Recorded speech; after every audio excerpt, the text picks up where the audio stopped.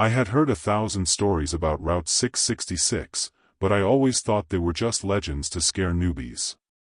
I've been driving for over 20 years, and I've driven on all kinds of roads, day and night, in the sun and in storms. I've never been easily impressed.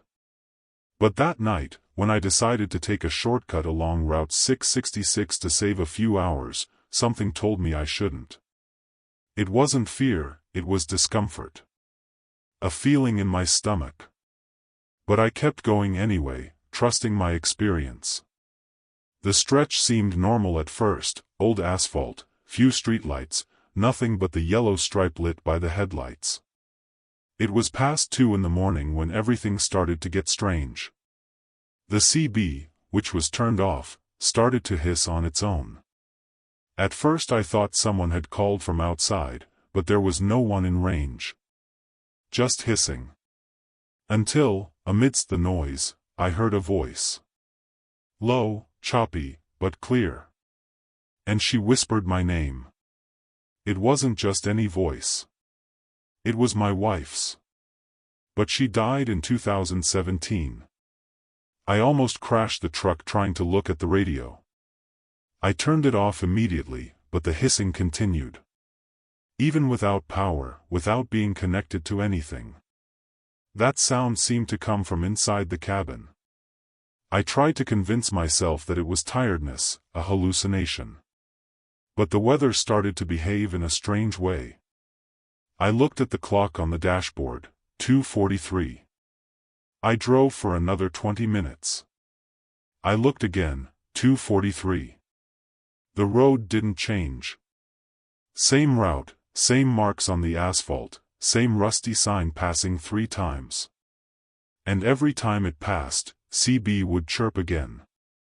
And the same voice whispered, "Come back." This threw me off balance. I opened the window to feel the wind, but the air seemed still, as if the truck was trapped in a bubble. That's when the headlights started to fail. They flickered as if the battery was dying, but the engine ran normally.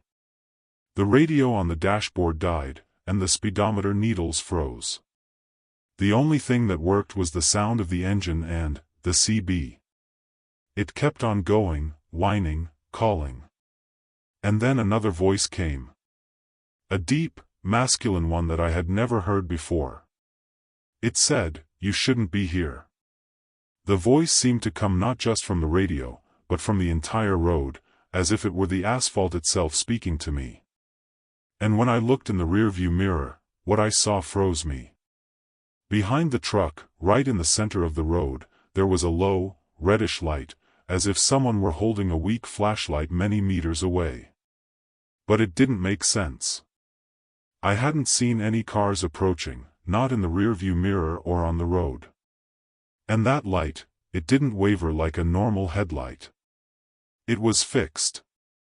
Like a headlight standing in the air. I kept looking instinctively, trying to understand what it was, when something crossed the road from behind. Fast. Very fast. Tall. Taller than a man. Like a shadow with long legs, contorted. I couldn't even see it properly, but the presence remained. I accelerated, but the truck seemed to stay put. The landscape around me didn't change. It was as if I had been swallowed by a repetition.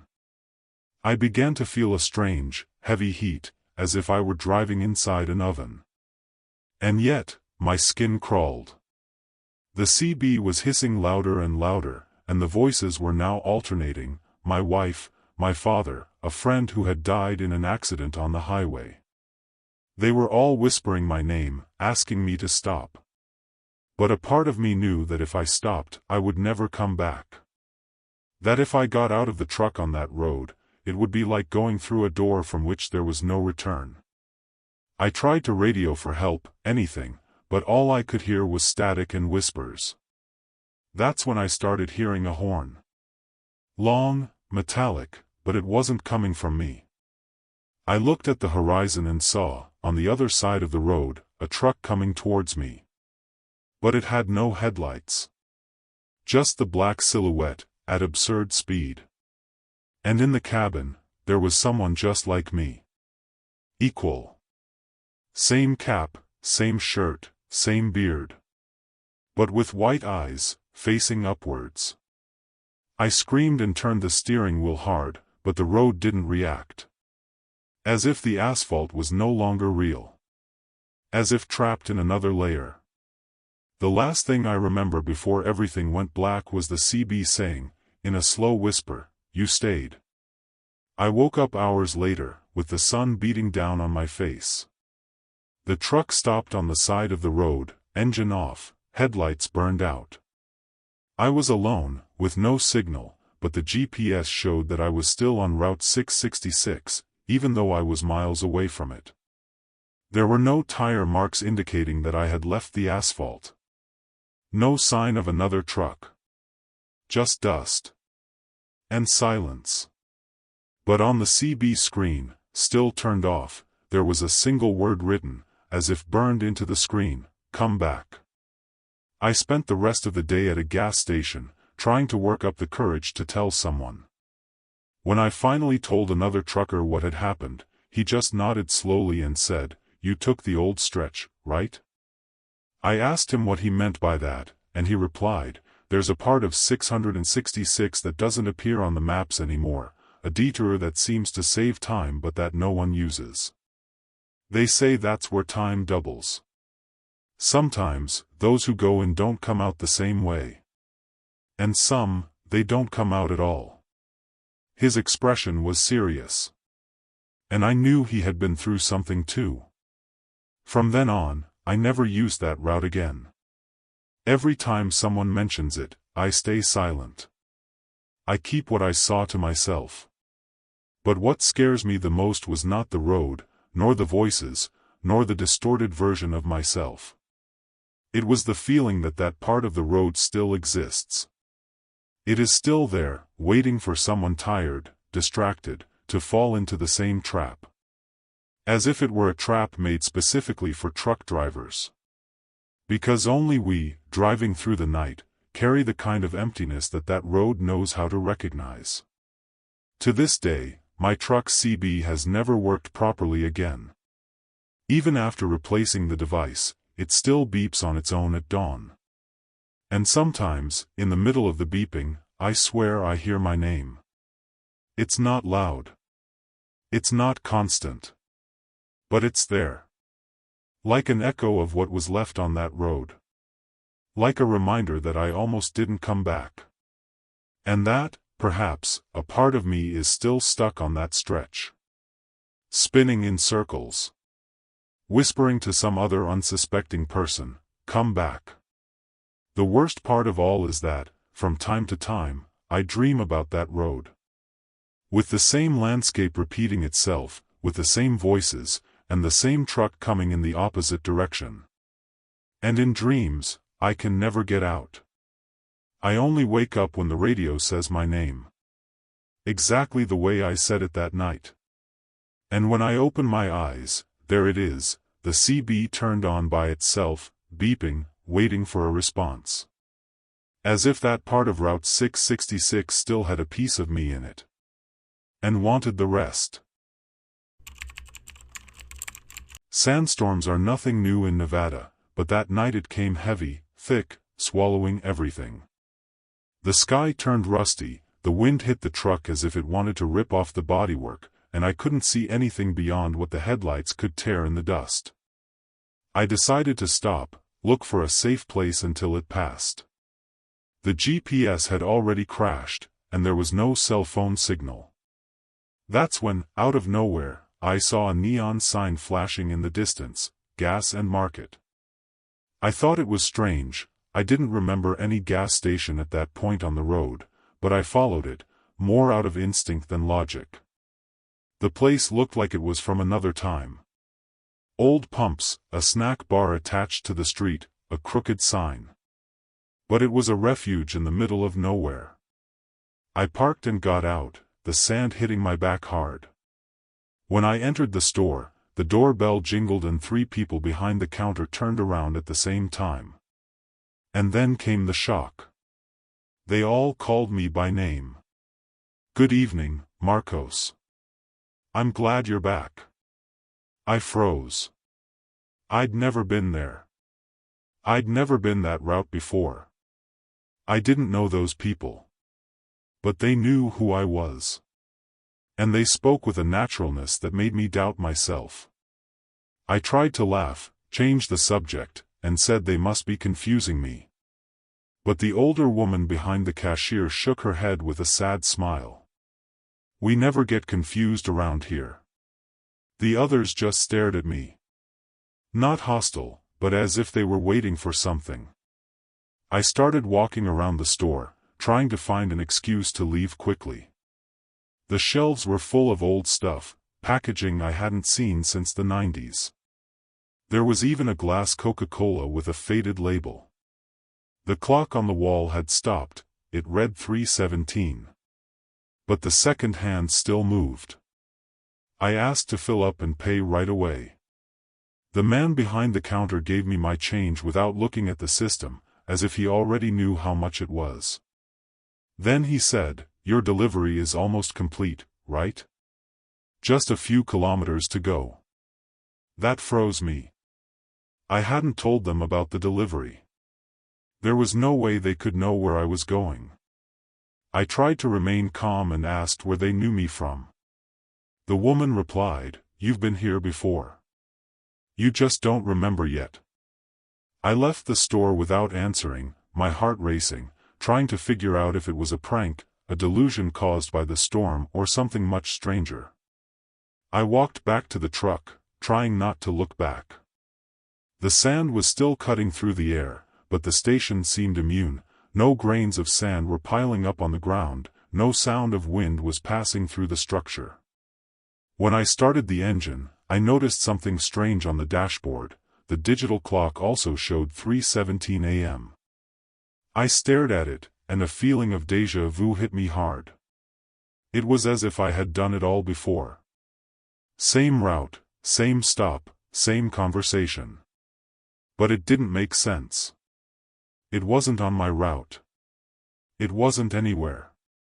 At the gas station exit, a wooden sign swayed in the breeze, as if the storm had stopped there. It read, "Come back when it's time." I passed it without thinking twice. The road seemed different.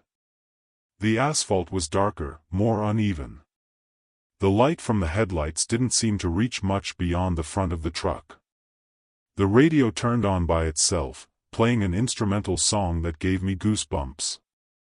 I'd never heard it before, but it was familiar. I started to have flashes in my mind, the gas station again, the attendants looking at me, the clock stopped. As if old memories were coming back. After a few minutes, I realized I was driving in circles. Everything around me was the same. The same signs, the same dry bushes, even the same rock on the shoulder. I drove for more than half an hour without moving. I tried to use the GPS, but it only showed a fixed red, with no road, no destination. The radio started to crackle again.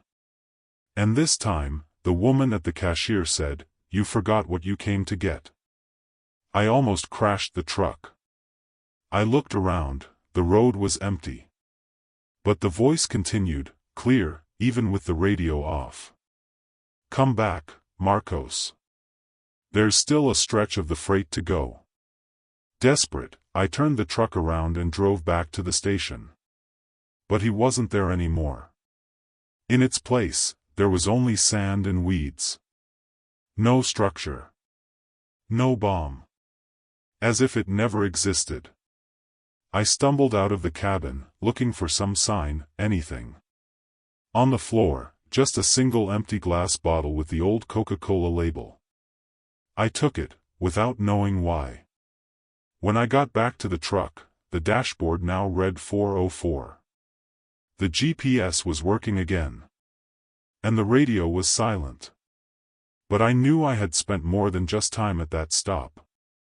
I managed to finish the delivery that morning, as if nothing had happened. No one asked where I had been, nor did they notice that I had disappeared from the map for almost 2 hours. But something inside me had changed. I went back to the hotel and left the glass bottle on top of the dresser. Every time I look at it, I feel that same chill down my spine. As if sand was still stuck in my memory. I tried to look for the station in satellite images, forums, old reports. Nothing. No trace. But one night, in an online community of truck drivers, someone commented, "Nevada, 3:17 a.m. If you stop, don't forget what you came for." I left the group immediately. I was obsessed for weeks trying to understand what that place was. A glitch in time? A test? A kind of limbo? Going back there was not an option. But sometimes, driving in other states, I see signs flashing in the distance, out of nowhere. No name, just light. And I always look twice before I go. Because if I stop and it's the same place, I don't know if I'll go back. The feeling I had was not just one of confusion, but of recognition. As if those people, that place, knew me before I was even born. As if you were already waiting for me. Today, the truck still bears the marks of the storm, sand in the corners of the dashboard, the dry smell of the desert that never quite goes away. And in the early hours of the morning, when I stop at a gas station and close my eyes for 5 minutes, I dream of the store again. Of the calm faces calling my name. Of the music playing. And I always wake up at the same minute, 3:17 a.m. No matter where I am. As if that hour were stuck inside me. As if that stretch of road was still watching me. I don't know what I left there. Or what I brought with me. But I know it wasn't just a stop. It was a meeting. And if one day I hear that song on the radio again, I don't know if I'll have the courage to move forward or if I'll turn the steering wheel. Because something tells me the gas station is still there, hidden around the next bend. Waiting. And that next time, they won't let me off so easily. Driving on Interstate 70 never bothered me. It was a long but familiar route, with little traffic at night and plenty of room to keep up. I was hauling a light load between Denver and Kansas City, and I preferred to do the quietest part of the stretch in the early morning. Less traffic, less heat. I grabbed a coffee, put on a playlist, and drove along in peace. But around 3 a.m., the silence became heavier than usual. The radio started to crackle, the sky was too clear, and the road ahead seemed darker than usual, as if my headlights weren't doing it. That's when I saw it. At first I thought it was a reflection.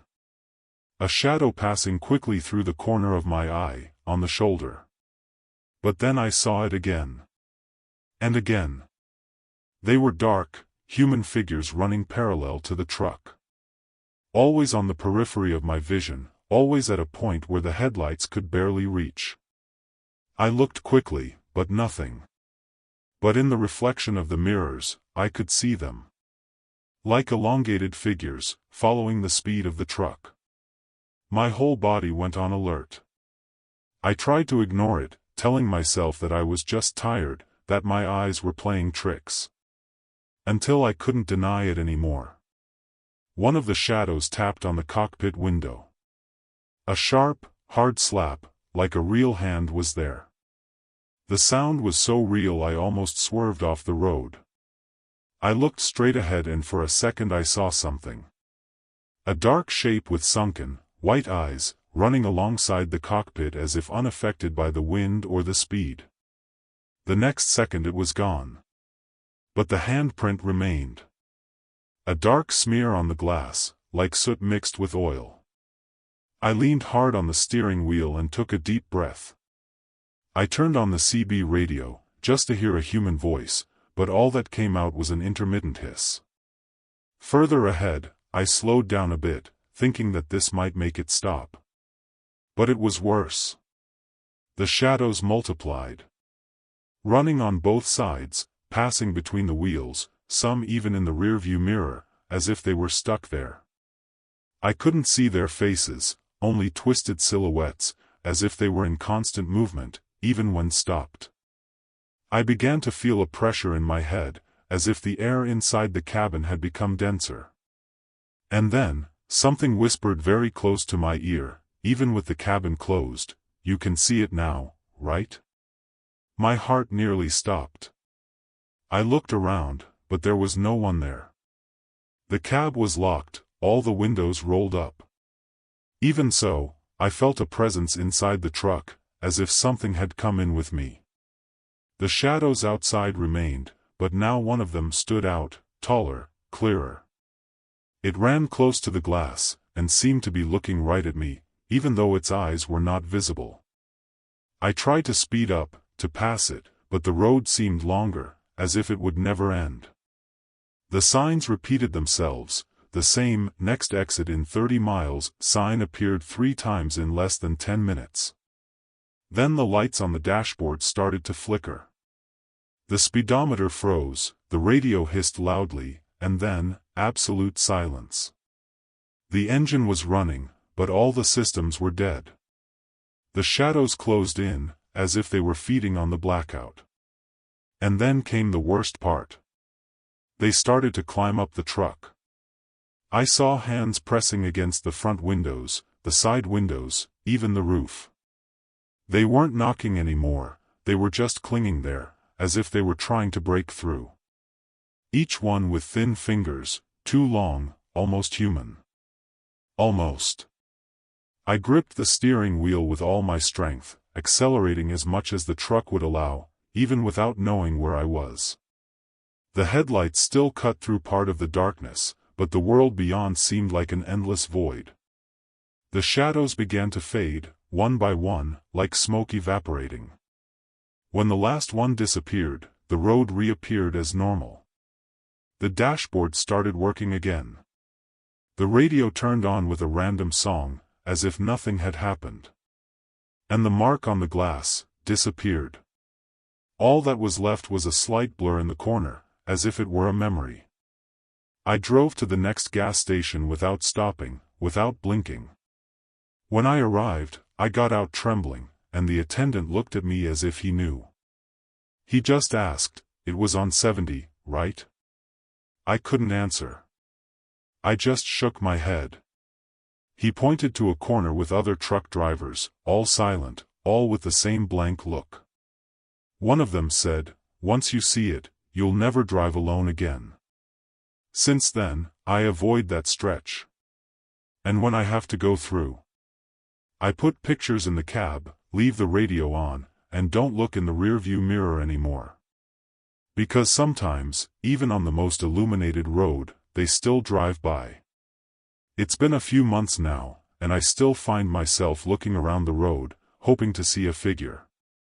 No matter how much I try to convince myself that it was exhaustion, that it was psychological, that it was all an effect of the darkness and the empty road, I know what I saw. I felt those presences. I heard my breathing being accompanied by another. When I tell my fellow drivers, most of them laugh, but one or two just lower their heads. I've seen that look before. People who also came across something on I-70 and never faced the night shift the same way again. One night I stopped at a different gas station, far away from where everything happened. I went to the bathroom, washed my face, tried to calm down. When I got back to the truck, there was a mark on the passenger window. Small, thin. Like a hand, only much longer than it should be. I didn't say anything. I just started the engine and drove away. The road was empty, but I knew I was not alone. Since then, every time I pass through tunnels or poorly lit sections, I have the impression that someone is running alongside me. As if they were waiting for me to look again. I don't know what these things are. Ghosts? Echoes of people who died on the road? Or something worse, that lives there, waiting for someone too tired to resist? All I know is that after that night, I carry a constant fear of seeing what I shouldn't. Because once you see, you start to be seen too. And that doesn't go away. It stays there, lurking, waiting for the next moonless night, the next lonely trip, the next carelessness. And when you realize, they're already running by your side again. To this day, what scares me the most is not the shadows. It's the phrase I heard in that whisper, "You can see them now, right?" Because if they said that, it's because they've always been there. It's just that before, I couldn't see them. And maybe, now that I can see them, I'll never be able to stop. The rain that night was falling as if it wanted to wash the whole world clean. I was at the end of a long stretch between two deliveries, driving slowly, just wanting to find a dry place to stop. The road was almost empty, just the heavy drops on the windshield and the sound of the wipers following the rhythm of the engine. That's when I saw her. Alone, standing on the side of the road, wearing a thin raincoat and her arms crossed, as if she had been there for hours. Most drivers don't stop in these conditions, but something made me slow down. Maybe it was the way she was looking at the truck, not with despair, but definitely. I stopped and rolled down the passenger window. She didn't say much. Just, "I need to get home." Her voice was low but clear. And it had an old-fashioned tone. I can't explain it. Like it was from another time. I opened the door and she climbed in slowly. Water dripped from her coat, but she tried not to get the seat too wet. I told her I could drop her off in the nearest town, and she just nodded in thanks. She was silent the whole time, staring out the window, her hands in her lap. The only thing that caught my attention was the necklace she was wearing, a thin chain with a simple teardrop pendant. We drove for about 30 minutes without saying a word. The road was dark, surrounded by trees on both sides. When I asked her if she was okay, she replied, "I'm almost home." That's when I realized she hadn't told me where her house was. But something made me keep going, as if I already knew the way. But then, when I turned to talk to her again, the bench was empty. Nothing. No sound. No movement of the door. Just a wet necklace, lying on the bench, exactly where she had been sitting. I stopped the truck on the shoulder, my heart racing. I got out, walked around the cabin, shouting, shining the flashlight. But there was no one there. The rain was still falling heavily, relentlessly. I went back to the passenger seat and picked up the necklace. There was a tiny inscription on the back of the pendant, "Clara, 1987. I felt a shiver run down my spine. The name sounded familiar, but I couldn't remember where it came from. I continued on my way, silent, holding the necklace as if it were proof that I wasn't going crazy. But something inside me already knew, this wasn't just a ride. The next day, I stopped at a roadside restaurant to have coffee and try to forget what had happened. It was still raining lightly, and I didn't sleep at all after that night. While I waited for my order, I struck up a conversation with a man who seemed to be from the area. I asked him, in a casual way, if he knew any strange stories about a girl who hitchhiked around there. He looked at me for a few seconds in silence and then said, "You've seen Clara, right?" I widened my eyes. I showed him the necklace. He took a deep breath and said, "She died in '87. A truck skidded in the rain and went off the road. She was going home after visiting her mother." The story stopped me. According to him, there had already been several reports over the years. Always on rainy nights. Always with the same description, woman in a cape, quiet, hitchhiking. And always disappearing without a trace, just the necklace. She said that they had even found the same pendant more than once, but that it always disappeared after a while, as if it came back to her. I asked where she lived and he gave me a coordinate. I decided to stop by before continuing my journey, just to get the doubt out of my head. It wasn't even a detour. It was like closing a cycle. I arrived at an old house, at the end of a dirt road. It was abandoned, with boarded-up windows and weeds growing halfway up the wall. On the rusty gate, a faded sign with the name, Duarte Family. Deep down, I knew it was there. I went down with the necklace in my hand, and as I got closer to the house, the air seemed denser. Colder. I placed the necklace on the balcony railing and stood there for a few seconds, not knowing what to say. But a part of me felt like I didn't need to say anything. Just leave it there. And leave. I got back in the truck and continued on my way in silence. The radio went silent until I got out of that section. When the signal came back on, it was playing an old song my mother used to listen to when I was a child, the kind that talks about longing and waiting. It made my throat tighten. I never saw Clara again. I never heard from her again. But on rainy nights, every time I see someone on the side of the road, I think twice before stopping. And sometimes I still feel the passenger seat sink a little. As if someone was there again, just needing to get home. Nowadays, the passenger seat is always empty. But not entirely. Sometimes, when the rain gets heavier and the glass fogs up, I look to the side and almost see the outline of someone there. Never clearly, just an impression. I've tried to ignore it, I've tried to explain it, but deep down I know that Clara is still out there. I don't know if I'm waiting for something, or if I'm just repeating that last path forever. What I do know is that I wasn't the first, and I certainly won't be the last. That road holds memories. And, from time to time, they hitchhike. One morning I dreamed about her. Clara was on the side of the road, just like the night she got into the truck. But this time, she smiled. A calm smile, almost of relief. I woke up to the sound of the radio playing by itself, the same song from that morning at the restaurant. It could be a coincidence. It could be all in my head. But it didn't seem like a dream. It seemed like a goodbye.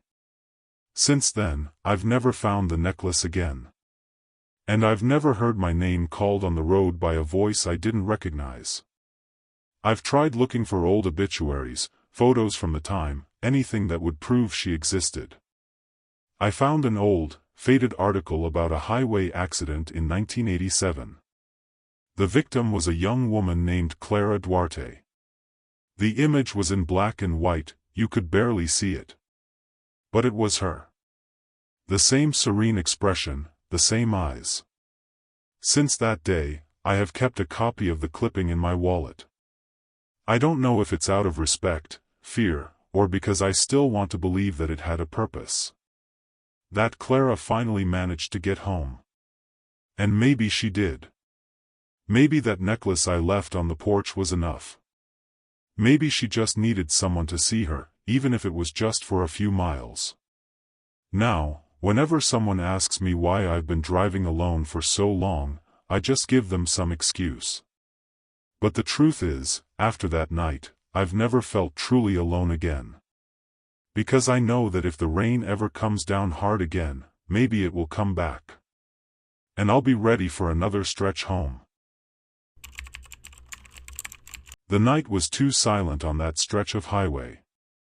I was coming off a long delivery between Utah and Nevada, and had been on the road for about 8 hours straight. It was the kind of dawn when everything seemed suspended, not a single animal on the side of the road, not a single headlight coming in the opposite direction. Just the roar of the engine and the sound of the CB, which I leave on more out of habit than necessity. I've always listened to other truck drivers' conversations, to find out if there was an accident ahead, that kind of thing. But that night, the radio started to hiss in a different way. A heavy, metallic hiss, as if something were stuck in the signal. Suddenly, amidst the noise, a voice came. Low, hoarse, a little shaky. It said, "Anybody out there, anybody hear me? I'm stuck. I need help. My truck is stopped on the curve after the power tower. I immediately grabbed the microphone and asked for the exact location. The answer came almost immediately. I'm at mile marker 148, in front of the broken fence. I froze. I was right there. Stopped on the shoulder of mile marker 148, with a fallen fence on my right side and a power tower just ahead. I looked around, turned on my high beams, but there was nothing. Just me and the empty road. I answered again, asking for the driver's name. The voice hesitated. Frank. Frank Delaney. The name sounded strange to me at first, as if I had heard it before. I picked up my cell phone and, with a weak signal, tried to search for something. Within seconds, an old article appeared, scanned from a newspaper from the 1970s. Truck driver disappears in Nevada, last contact via CB radio. The name was the same. The black and white photo showed a man in a cap and a thin beard. The article said he had disappeared without a trace, and that the last recorded message was a distress call broadcast on CB Channel 19, in the same area where I was. I spoke into the radio again, and the voice answered again, more distressed. You're there, right? I see the headlights, please help me.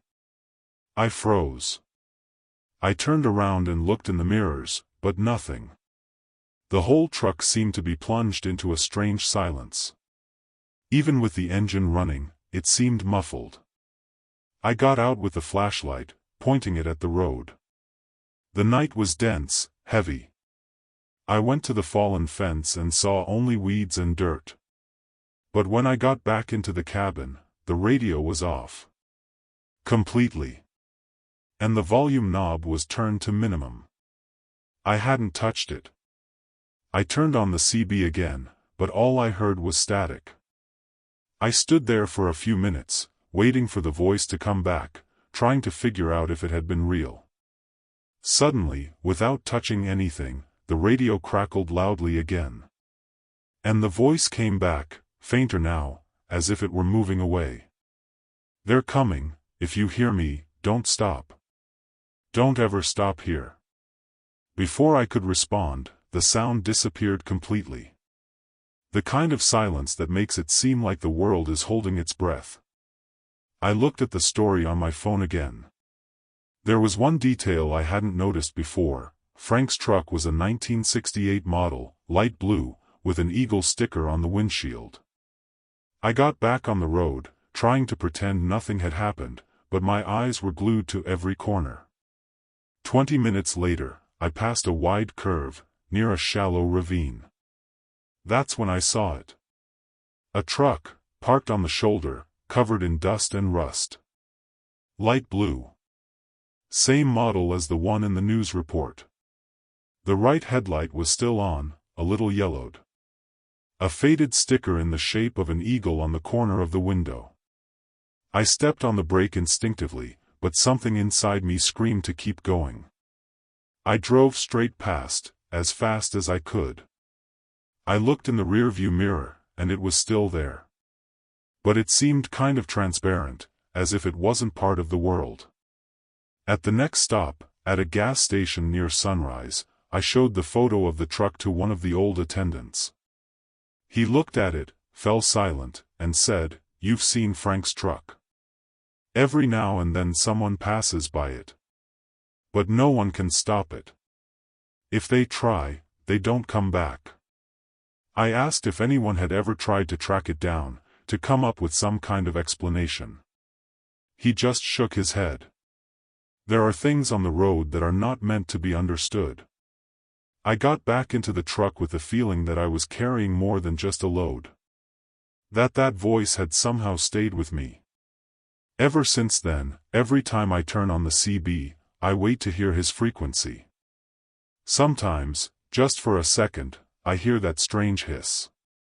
And very rarely, a low whisper saying, "I'm still here."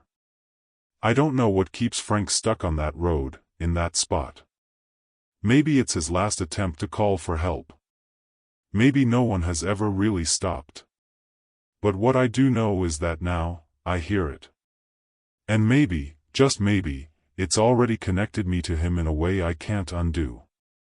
I tried to move on with my life, following my routes as usual, but the truth is that nothing was ever the same again. Some mornings, the CB turns on by itself, always on channel 19. Sometimes, just static. Other times, there are deep noises, like someone breathing on the other side. I've already changed the device twice. I've already taken the truck to check all the wiring. Nothing explains it. And every time I get close to mile 148, the radio crackles louder. As if that spot still held an echo of Frank. As if he was stuck somewhere between the frequency and the asphalt. I've thought about stopping writing. Change your life. But part of me feels like if I stop, I'll forget. And forgetting, somehow, seems worse. Because what lives in that frequency doesn't want to be forgotten. One night I stopped at a rest stop and left the radio on while I tried to doze off. It was almost 3 in the morning when a voice came out of nowhere. He saw me. It was a new voice. It wasn't Frank. It was someone, or something, that was also there, capturing what was happening. Since then, I've been wondering if other truckers are listening too. Or if only I was tuned in. On a recent trip, I stopped at a restaurant and struck up a conversation with a gentleman who seemed to be a veteran of the road. I told a part of the story, without mentioning names. He turned pale and replied, "Got you too, didn't he?" That's all I said. He handed me a napkin with numbers scribbled on it, coordinates. He said to avoid that area between 2 a.m. and 4 a.m. He said it's when the road opens up and the voices find a way to get through. I never went back to that stretch of dawn again. But I still hear it, even from far away. As if the CB had become more than a radio. As if it were a door. Today, I always leave a notebook in the cabin. I write down everything I hear, the times, the phrases. I know one day someone will need these notes. I know that one day, another truck driver will stop at the same spot and hear the same voice asking for help. Maybe that someone can find Frank. Or, at the very least, prevent anyone else from disappearing around the same corner. Because if there's one thing I've learned, it's that the road has memory. And some frequencies never fade away.